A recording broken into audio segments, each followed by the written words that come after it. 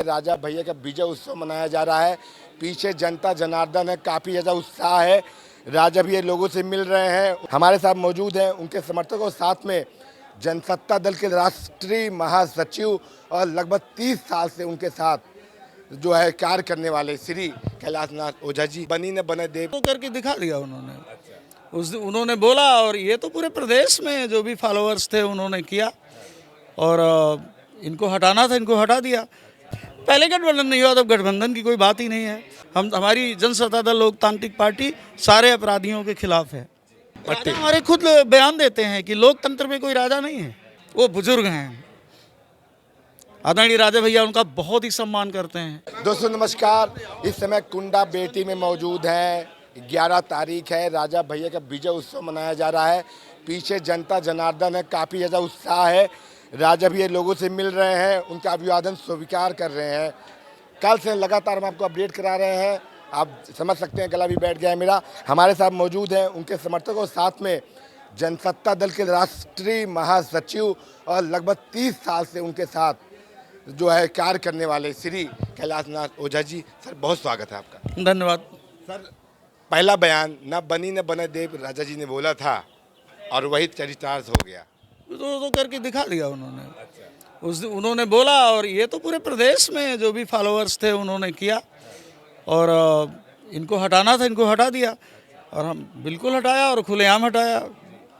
एक समय था कि मायावती यहाँ पे जो है राजा भैया के खिलाफ कार्रवाई कर रही थी और एक समय आज जनसत्ता 2 सीट पे है, मायावती 1 सीट पे है। समय बलवान होता है। जिसने भी विरोध किया है, ईश्वर की ऐसी कृपा है कि सबकी यही गत होनी है। हाँ। बाकी सर कैसे देख रहे हैं? 18 विधानसभा सीटों पे चुनाव आपकी पार्टी ने लड़ा, 2 पे विजय प्राप्त किया। औसत देते तो बहुत अच्छा माना जाएगा अन्य पार्टियों के हिसाब से। आगे क्या रणनीति है? अब 403 पे जिन्होंने लड़ा था वो 2 पाए, हमने 18 नहीं बल्कि 14 थे, रिजेक्ट हो गए थे लोगों के और 14 पे हमें 2 मिला है और आने वाले दिनों में देखेंगे यही स्थिति उस समय भी रहेगी। अच्छा सर, माहौल क्या है? चुनाव हो गया, रिजल्ट आ गया, आने वाला समय क्या लग रहा है कि भाजपा के साथ गठबंधन की संभावनाएं बन सकती है? पहले गठबंधन नहीं हुआ, तब गठबंधन की कोई बात ही नहीं है। वो बम्पर मेजॉरिटी में भी हैं और गठबंधन का मतलब जो जितने भी स्वार्थपरत नेता हैं, जितने भी जाति नेता पैदा हुए हैं प्रदेश के अंदर, ये गठबंधन ढूंढते रहते हैं। हमारे साथ ऐसी कोई बात नहीं है। विचारधारा के साथ जो आएगा, विचारधारा हमारी विचारधारा से, जो भी हमारी विचारधारा से मेल खाएगा उसके साथ हम रहेंगे। अच्छा सर, माननीय जी जो मुख्यमंत्री हैं योगी आदित्यनाथ, उनकी भी तारीफ करते हैं, उनकी नीतियों की तारीफ करते हैं, बुलडोजर की तारीफ करते हैं, कहते हैं बुलडोजर सही चलता है। तो आप मानते हैं सही है? हाँ बिल्कुल ठीक है। जितने भी अवैध काम करने वाले हैं, जितने भी अपराधी हैं, हमारी जनसत्ता दल लोकतांत्रिक पार्टी सारे अपराधियों के खिलाफ है। हाँ, तो उसके खिलाफ जो भी कार्रवाई होगी हम सपोर्ट करते हैं। सर जब गिनती हो रही थी, कल वोटों की गिनती हो रही थी, काफ़ी मामला ऊपर नीचे, उसके बाद एक बढ़ने लगा। हमारे पास कई लोग फ़ोन गुजरात से कर रहे थे, बिहार से कर रहे थे कि कैसा है अनुभव। तो आप क्या अनुभव था पिछले 30 साल का अनुभव और कल का अनुभव कैसा था ये पार्टी के रूप में? पार्टी के रूप में बस इतना ही हुआ है कि आप देखे होंगे कि भारतीय जनता पार्टी यहाँ पे 15-16 हज़ार वोट पाई है, लगभग 15,000 कुछ, और 1500-1600 वोट बसपा पाई है।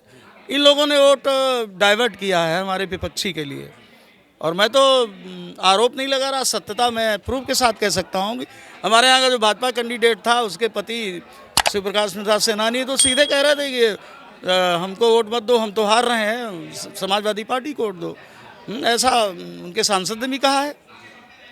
हम ऑडियो दे सकते हैं, आपको वीडियो दे सकते हैं। सर कुंडी वाला बयान, जनता ने कुंडी लगा दी क्या?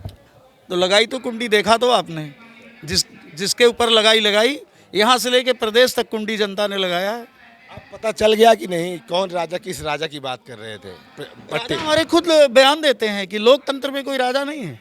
आपने हर बयान में कहते हैं, ये तो एक राजा भैया प्यार से राजा भैया कहते हैं। अपने आप को राजा कभी उन्होंने माना भी नहीं और ये जी, लेकिन विपक्षी राजा ये वो, और आप देख लीजिए, पता कर लीजिए, हर चुनाव में वो हर जगह जाते हैं, हमेशा जाते हैं। और चुनाव ही नहीं, सैटरडे संडे को वो क्षेत्रों में ही घूमते हैं, हमेशा रहते हैं।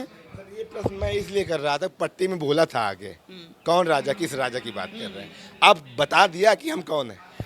अभी ऐसे नहीं बता दिया। राजा जब उधर से गुजरते थे, जहाँ ये बैठे रहते थे, ये मुख्यमंत्री थे, राजा माननीय राजा भैया कैबिनेट मंत्री थे, तमाम क्लिप्स हैं, वीडियो अवेलेबल हैं आप लोगों के पास। जब भी निकले तो अखिलेश जी तो उठ करके अभिवादन करते थे, ये आप लोगों ने देखा भी होगा। तो ये तो बेकार की बात है, कोई करता है तो कोई मतलब नहीं उसका। इनके कई फोटो समाजवादी पार्टी के कार्यकर्ता लगा के वायरल कर रहे थे कि चप्पल पहन के मुलायम के पास नहीं बैठे, तमाम ऐसी चीज़ें वायरल कर। मुलायम सिंह के बाद चप्पल की बात ये है कि वो बीमार आदमी है, आईसीयू में कोई भर्ती हो जाए, जूता चप्पल पहन कोई नहीं जाता। वो बीमार आदमी है, इन्फेक्शन का बहुत ही डर रहता है, जो भी उनसे मिलने जाता है। और ये नहीं तो इनका मेडिकल जर्नल नहीं, इनका जो फैमिली डॉक्टर हो, आप उसका इंटरव्यू ले लीजिए, वो आपको बता देगा। तो उस इन्फेक्शन की वजह से जो भी उनसे मिलने जाता है, जाएगा तो वो अपना जूता चप्पल उतार के कमरे में जाता था।